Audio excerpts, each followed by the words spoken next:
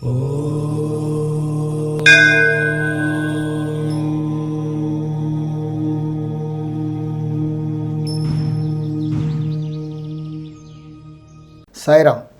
విశ్వకర్మ వాస్తు YouTube ఛానల్కి స్వాగతం. నేను మీ విశ్వకర్మ. ఇంతకుముందు నేను చాలా వీడియోస్లో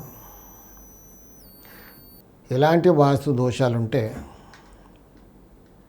కొన్ని ఆరోగ్య సమస్యలు ఉంటాయి అన్నది చెప్పడం జరిగింది. కొన్ని వాస్తు దోషాలకి కొన్ని ఆరోగ్య సమస్యలు అంటూ ఉంటాయి, తప్పనిసరిగా ఉంటాయి. ఆగ్నేయంలో దోషం అనుకోండి. ఆగ్నేయ దోషం ఎన్ని రకాలుగా ఉంటుంది? తూర్పు ఆగ్నేయ దోషం, దక్షిణ ఆగ్నేయ దోషం, తూర్పు ఆగ్నేయం పెరగడం, దక్షిణ ఆగ్నేయం పెరగడం, దక్షిణంలో గొయ్యి, ఇలా ఒక ఆగ్నేయ దోషాన్ని మనం రకరకాలుగా ఉంటాయి. సో ఈ రకరకాలుగా ఉన్నటువంటి ఒక్కొక్క దోషానికి ఒక్కొక్క లాంటి రిజల్ట్ ఉంటుంది.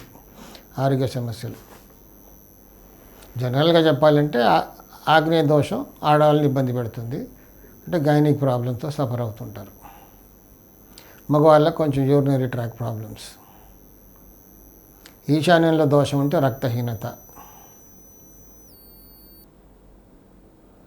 ఉత్తరంలో దోషం అంటే రెస్పిరేటరీ ప్రాబ్లమ్స్. ఇలా రకరకాలుగా ఉన్నాయి.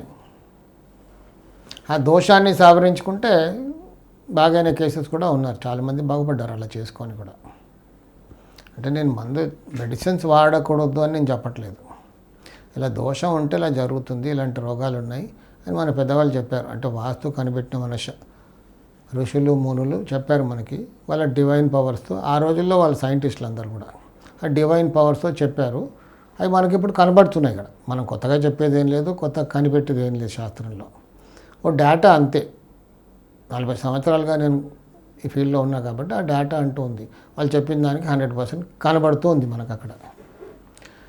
సంతాన సమస్యలు, ఈశాన్య నైరుతుల దోషం ఉంటే అంత బాగుంటుంది, సంతానం కలగదు. ఇలాంటివి కొన్ని ఉంటాయి. అవి సవరించుకున్నామనుకోండి మంచి రిజల్ట్స్ కూడా కనబడుతున్నాయి. అంతేగాని మెడిసిన్స్ వాడకూడదు అని మాత్రం నేను చెప్పట్లేదు. సాయి రక్ష.